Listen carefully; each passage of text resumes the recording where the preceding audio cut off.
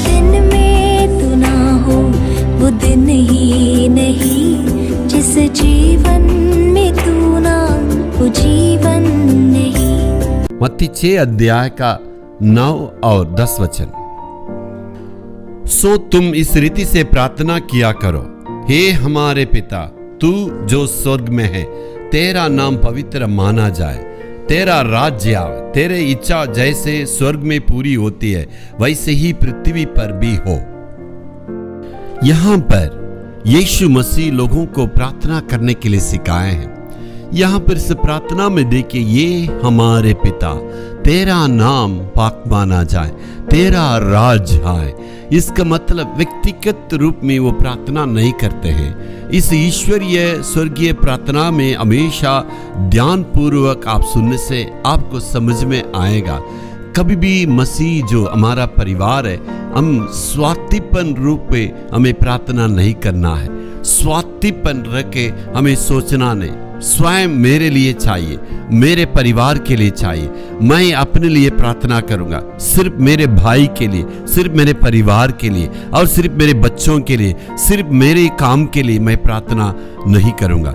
इसका मतलब स्वार्थीपन को रखने वाले मसीह परिवार का सदस्य नहीं हो सकते। हम पूरे विश्व भर में मसीह लोगों को भाई और बहन के रूप में मानते हैं। इसलिए प्रभु का प्रार्थना में देखिए, वो कहता है ये हमारे पिता, यानी हम सबको मिला के एक परिवार के रूप में प्रभु खड़ा करने के लिए चाहते हैं। हम सबको जो है भाई बहनों के रूप में देखने के लिए चाहते हैं। इसलिए मसीह परिवार का सदस्य लोगों का कहे, हम भाई और बहन के रूप में संबोधित करते हैं मेरे प्यारों। और जैसे यदि आप मेरे लिए प्रभु प्रार्थना करते हैं और मेरे लिए आशीष दीजिए, प्रभु मेरे परिवार को सिर्फ ये दीजिए, मेरे परिवार के लिए मुझे चाहिए, मुझे ये आशीष चाहिए, मुझे ये चंगाई चाहिए, सिर्फ अपने ही बारे में सोच के स्वार्थीपन की प्रार्थना करते रहेंगे, उससे कोई लाभ नहीं है मेरे प्यारों।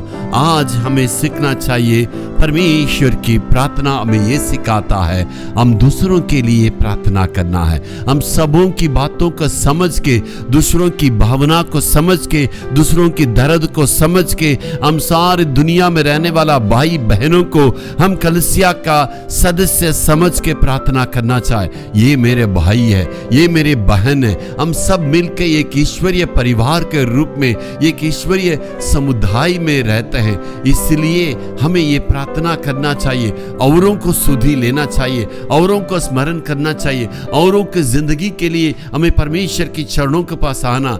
यीशु सुंदर ढंग से हमें कहता, पहले परमेश्वर का राज्य उसी धार्मिकता को खोज करो।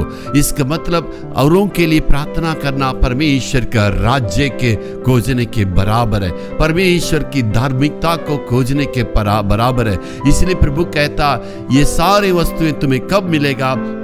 जब तुम परमेश्वर का राज्य को प्राथमिक स्थान देंगे, परमेश्वर की धार्मिकता के लिए प्राथमिक स्थान देंगे, तब परमेश्वर सारे आशीष से हमें देंगे। Hallelujah, hallelujah.